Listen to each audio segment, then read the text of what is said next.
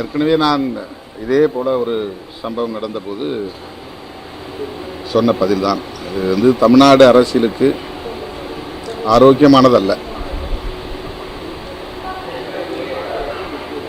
என்ன பின்னணியில் அவர்கள் இதை செய்கிறார்கள் என்பது தெரியாது.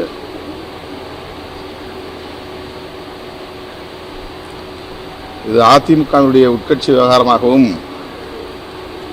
கடந்து செல்ல முடியவில்லை. மக்களால் தேர்ந்தெடுக்கப்பட்டவர்கள் திடீரென பதவி விலகும் சூழல் ஜனநாயகத்திற்கு உகந்ததல்ல. கூட்டணி கட்சிகள் எம்எல்ஏக்கள் நம்பிக்கை இல்லாமல் வெளியில இந்த அதிமுக அந்த மாதிரி நிறுத்தி அதுக்கப்புறம் கொண்டு வரது இது உங்களுடைய யூகமான கேள்விக்கு நான் யூகமாக பதில் சொல்ல முடியாது. நாங்கள்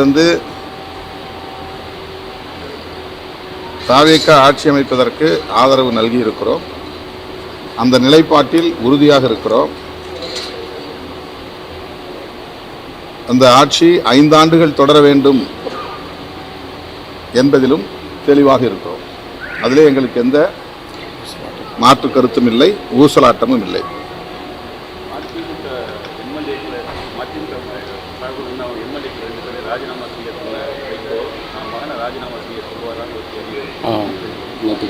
அவரு தான் பேர் சொல்ல முடியும், நான் எப்படி பேர் சொல்ல முடியும்?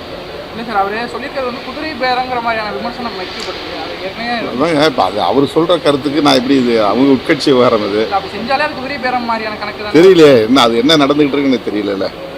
அது அதில் போய் நாங்கள் என்ன கருத்து சொல்ல முடியும்?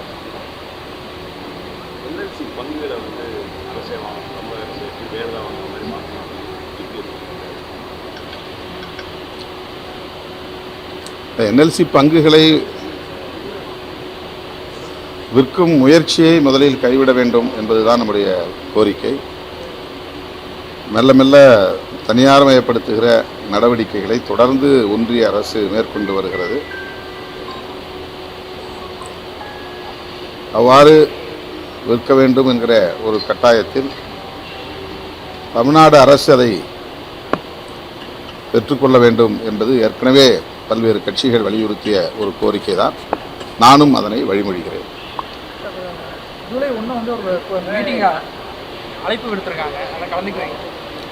இது அமைச்சர்கள் ஆதவ் அர்ஜுனா, ருஷி ஆனந்த் ஆகியோர் நேற்று என்னை சந்தித்தார்கள். முறைப்படி அனைத்து ஆதரவு தருகிற கட்சிகள், அனைத்து தோழமை கட்சிகளுக்கும் இந்த அழைப்பு வழங்கப்பட உள்ளதாகவும் தெரிவித்தார்கள். கட்சி தலைவர்கள் மட்டுமின்றி அந்த கட்சிகளை சார்ந்த சட்டமன்ற உறுப்பினர்கள், நாடாளுமன்ற உறுப்பினர்கள் ஆகிய அனைவரையும் சந்திக்கிற ஒரு நிகழ்வாக இந்த நிகழ்வு ஒருங்கிணைக்கப்படுகிறது.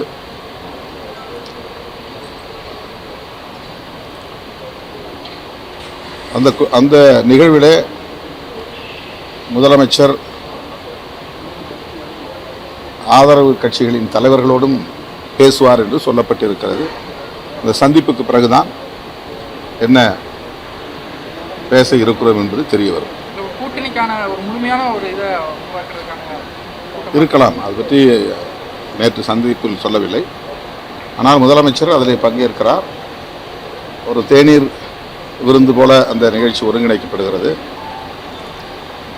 ஆதரவு தந்து கொண்டிருக்கிற அந்த தோழமை கட்சிகளின் தலைவர்களோடு முதலமைச்சர் சில நிமிடங்கள் பேசுவார் என்றும் சொல்லப்பட்டிருக்கிறது.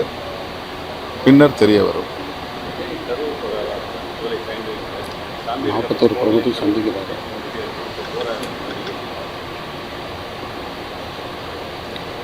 முதலமைச்சர் என்கிற முறையில் அவர் அங்கே சென்றாக வேண்டும், மக்களை சந்தித்தாக வேண்டும், பாதிக்கப்பட்டோரின் குடும்பத்தினருக்கு ஆறுதல் சொல்ல வேண்டும் என்கிற எதிர்பார்ப்பு எல்லோருக்கும் உள்ளது.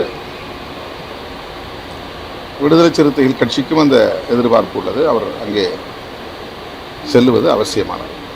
திமுக கூட்டணியிலிருந்து வெளியேற மாதிரி தான் ஒரு தகவல் வந்துச்சு.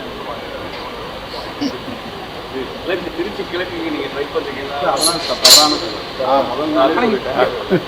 முதல் நாள் சந்திப்பிலே சொல்லிட்டேன். முதல் நாள் சந்திப்பிலேயே இடைத்தேர்தல் எதிலும் நான் பங்கேற்கப் போவதில்லை என்று சொல்லிவிட்டேன்.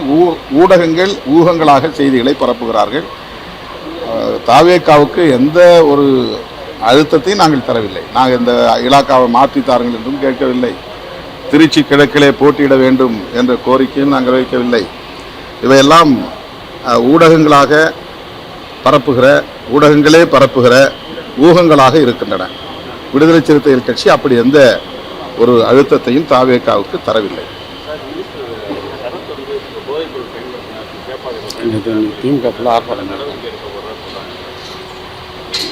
அது உண்மையாக இருந்தால் நடவடிக்கை எடுக்க வேண்டும்.